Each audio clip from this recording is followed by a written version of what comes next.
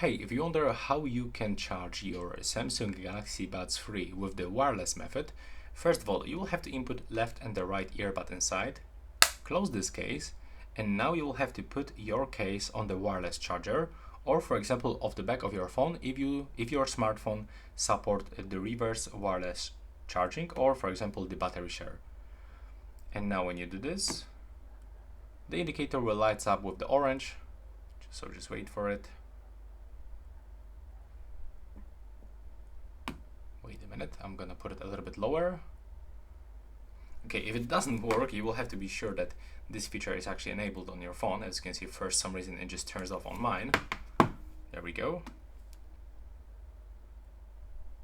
And now, as you can see, our charging case and earbuds inside are charging thanks to the wireless charging method.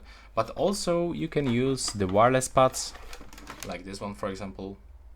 So yeah, that's all for this video. Right now, please subscribe.